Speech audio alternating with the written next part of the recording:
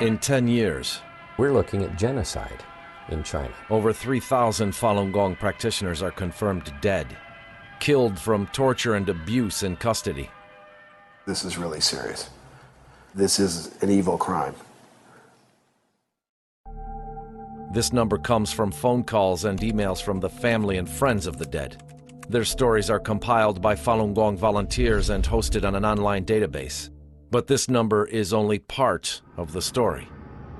Many people simply disappeared after the persecution began, sent to prisons on catch-all crimes like endangering national security, or simply carted off to labor camps without the formality of a trial. The exact number is unknown, but that number is nevertheless a symbol of the new China, and of what the rest of the world is willing to ignore. This program attempts to answer the question, what happened to the people who disappeared? Who were they?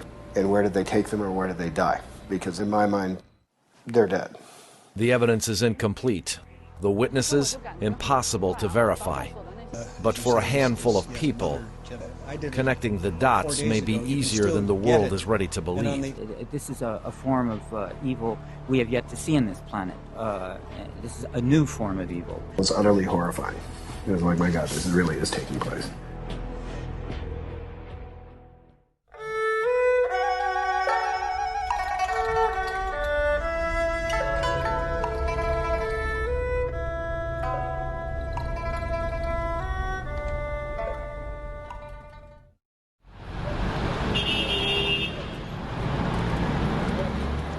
Numbers are symbols. They represent anything and everything. But they also hide what they represent, like a mask. If all we have is a number, it's impossible to see the real picture. China is a country of numbers. It's home to over 1 billion people, more than any other country in the world. According to Amnesty International, last year China carried out over 1,700 executions, far more than the rest of the world combined. But there's one number that is still unknown, an X factor. It's the number of Falun Gong practitioners that have disappeared since July 20th, 1999.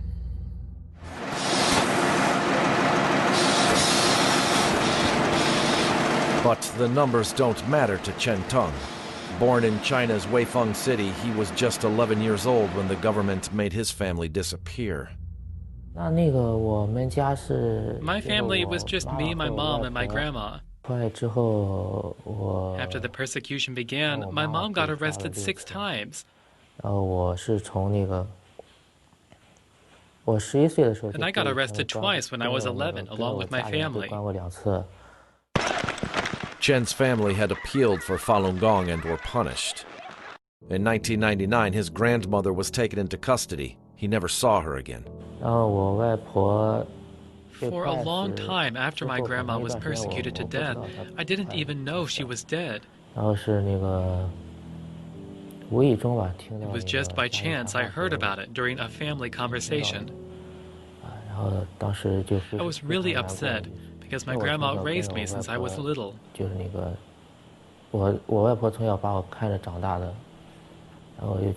was really upset. After appealing to the central government in Beijing, Chen came under pressure from his teachers to denounce Falun Gong. Fearing he would be arrested again, he quit school, and at 13 years old he left home. Police went to talk to my teacher at school and asked for me to be expelled. My teacher was looking for me, and I had to quit school. I left home and was basically homeless for 6 years after that. I haven't seen my mom since the beginning of 2004. For 5 years, Chen moved around from place to place, sometimes staying with other Falun Gong practitioners, and sometimes sleeping on the streets. For those 5 years, he lived in fear of being taken away by the police. Back then, I was just trying to keep from getting arrested by the Chinese police. But at the time, even though I didn't have a stable place to live, compared to the other Falun Gong practitioners in China who were being held by the CCP, I still felt I was in a much better place. Now 21, Chen seemed uncomfortable being on camera. It could have been the cameras or the Western reporter. He's only been in the U.S. a few months and speaks no English. He was tired, too. He usually sleeps now after working the third shift at a printing press in Jersey. But although he didn't say much, Chen's story speaks powerfully about the courage and helplessness of Falun Gong refugees. After going overseas, they have no way to search for their loved ones. And if they go back, they could be arrested themselves. Their friends and family members who disappeared are invisible to us. They are not counted among the living or the 3,000 confirmed dead. But while their stories will never be told, there may be a way to represent them as a number. And it all began 3 years ago with the first allegations that China may be harvesting organs from prisoners of conscience. I'm really worried. I really hope she's safe.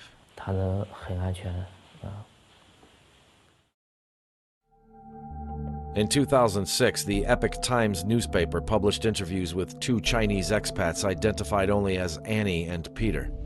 Annie claimed that her husband had been harvesting organs from Falun Gong practitioners at this hospital in northeast China's Shenyang city. Peter likewise claimed he had investigated the story for a Japanese newspaper. But when U.S. officials visited the hospital, they couldn't find anything unusual. What happened at Sujitan is really still a completely open question.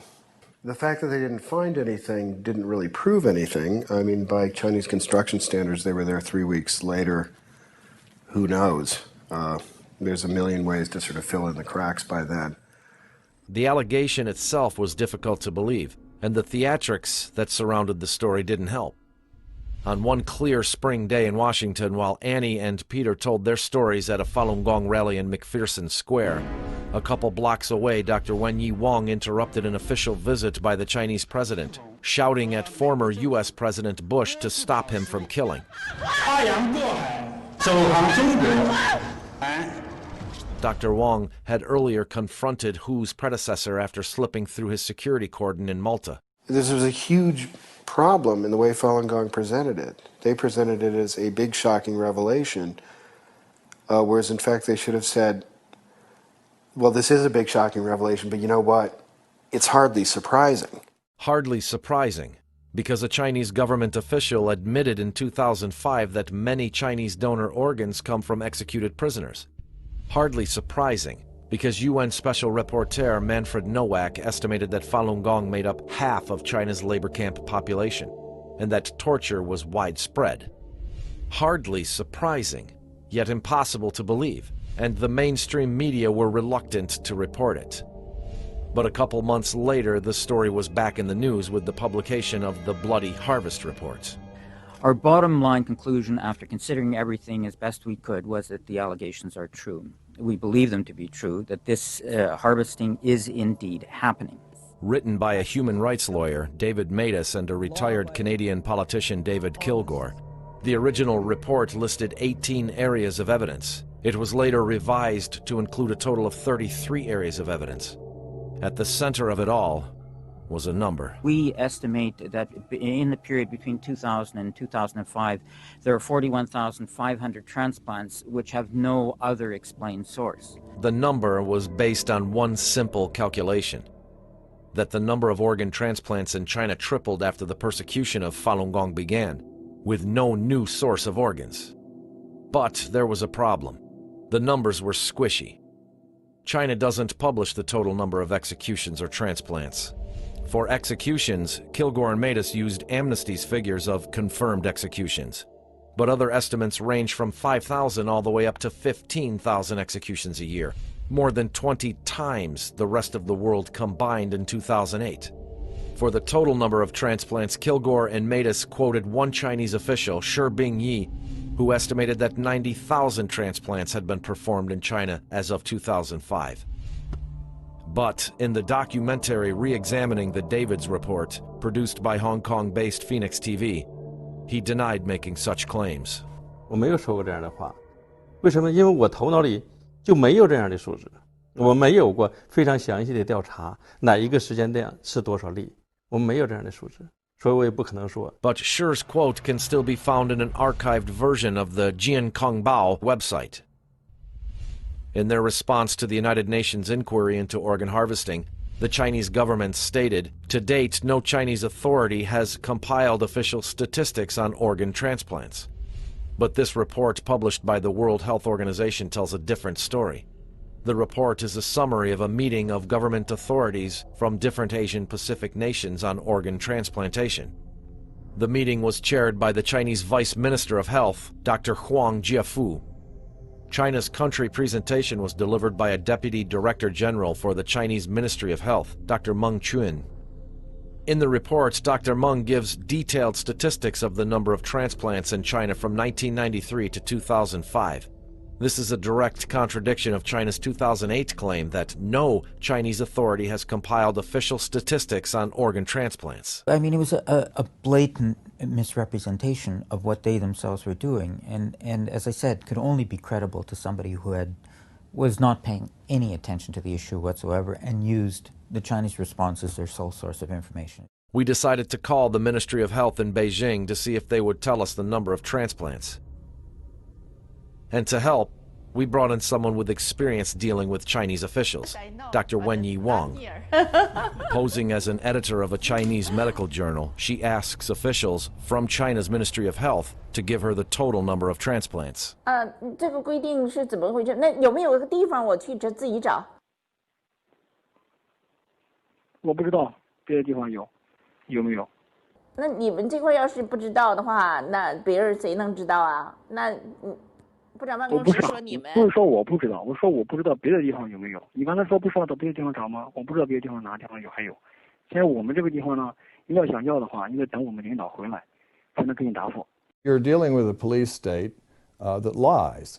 They simply lie and they conceal, and there are a lot of credulous outsiders who will accept that. Dr. Meng also claimed in the 2005 report that there had been a rapid evolution of transplantation programs across China over the past decade.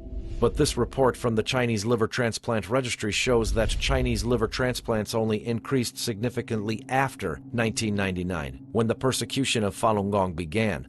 From 1999 to 2005, the number of liver transplants in China increased by 40 times. And 98% of them were cadaveric. Moreover, the graph shows that China continues to perform around 2,000 liver transplants a year. The number for 2009 looks lower, but according to the website's home page, there have been an additional 400 liver transplants since the report's publication. So 2009 is on track for another 2,000-plus liver transplant year. Unfortunately, the registry's report doesn't include any data on other types of transplants.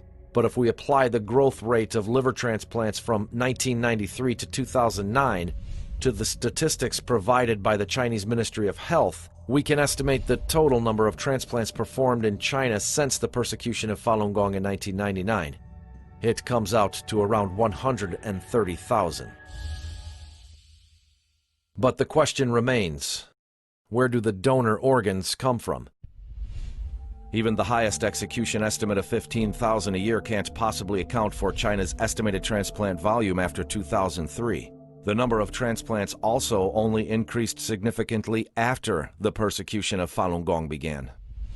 Moreover, the execution rate in China is supposed to have fallen since 2007.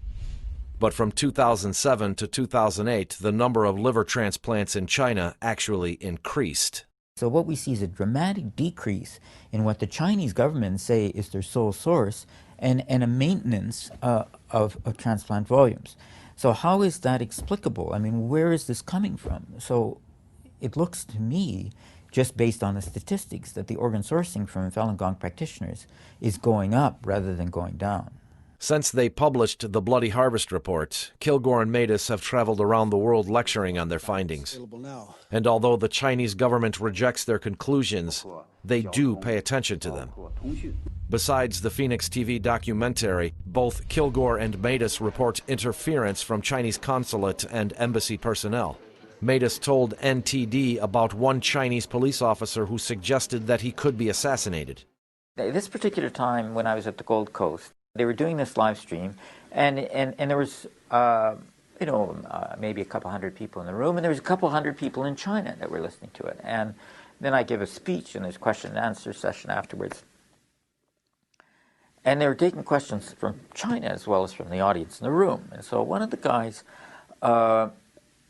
who's from China, he says, he asked me a question. He says, "I'm from the Internet Police. You are running the risk of being killed for what you're doing." And his question was, "Are you not afraid?" So my answer was, you can't shoot the messenger and solve the problem. The problem is the facts of the situation, not that I'm talking about.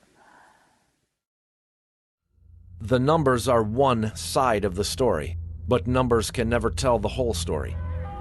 The other side is the words and stories of Chinese refugees. Falun Gong refugees have a motive to talk. They want to end the persecution of their group in China and have the world force China to lift the ban on Falun Gong. But for Ethan Gutman, who interviewed over 100 mostly Falun Gong refugees, what stood out most weren't the graphic descriptions of torture, but the casual mention of a blood test. They mentioned a physical exam. And one of them mentioned a physical exam that was she mentioned it, she was going to go on with her story. She wanted to talk about torture, she wanted to talk about her faith. But she started talking about this exam a little bit, and I asked her, well, what did they look at? And she said they looked at my eyes, among other things. They had shined a light in her eye, clearly, examining the health of the cornea, but they didn't do this. There was no peripheral vision test. There was no no light, nothing, no sense of actually checking brain function. It turned out that a lot of things hadn't happened. They didn't look at her genitals. They didn't look at anything. They didn't tap her knee to see if her reflexes were there. All they did was take blood tests, look at her eyes, feel around her kidneys, and do an electrocardiogram. I mean, and the blood tests were sizable, like 8 vials of blood. It became obvious after a series of these interviews this was definitely going on. Now, occasionally I'd have to throw out an interview, just literally say this didn't happen, because I felt the person was a little too eager to please me, didn't remember that well, might be sort of trying to remember things. But most of these people didn't have any sense of where I was going with these questions. They honestly didn't. In fact, they always wanted to talk about something else. And I was always the one sort of bringing them back to this. First, I was taken to the Harbin Public Security Hospital. This public security hospital was a military hospital, especially for the examination of inmates on death row. After I was taken there, I saw many Falun Gong practitioners, all male, in very good physical conditions, who were undergoing exams there.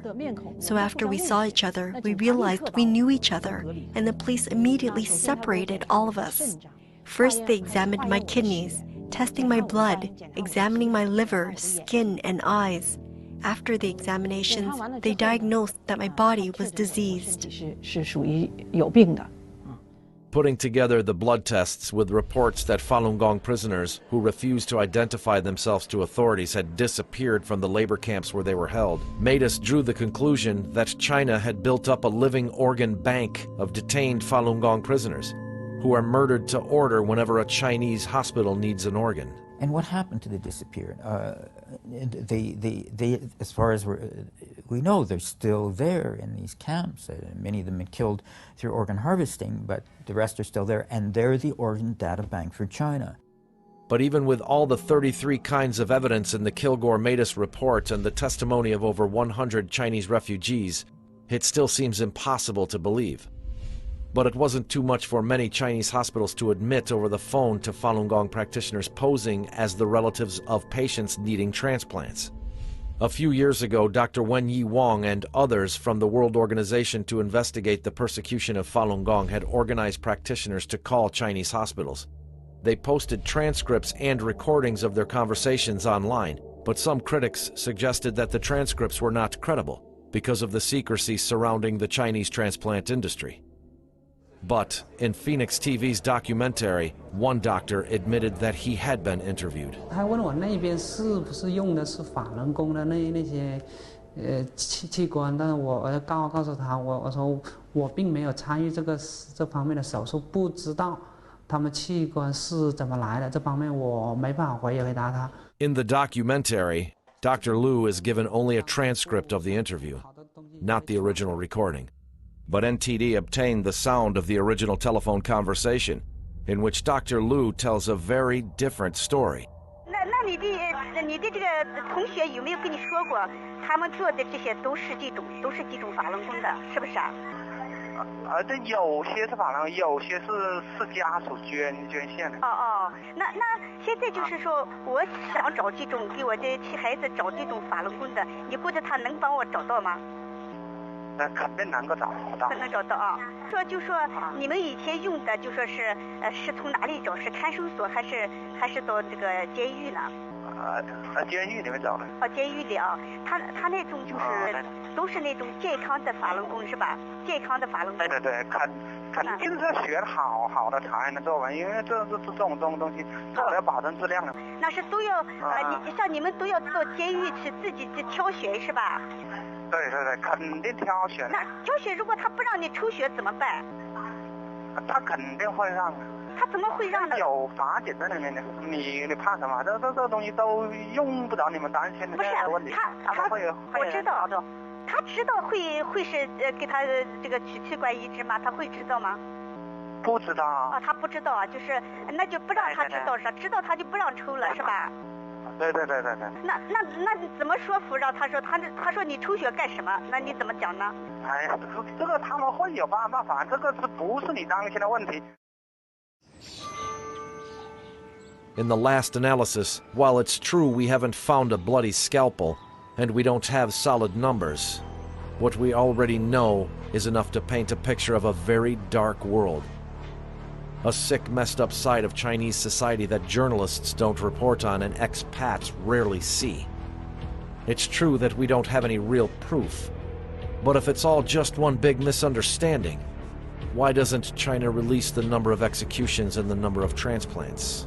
One of the kind of confounding things I found about this report is the sheer silliness of the Chinese reaction. If they had an answer that would have countered our report, I assume they would have given it. And the fact that they gave no answer led me to believe they had no answer.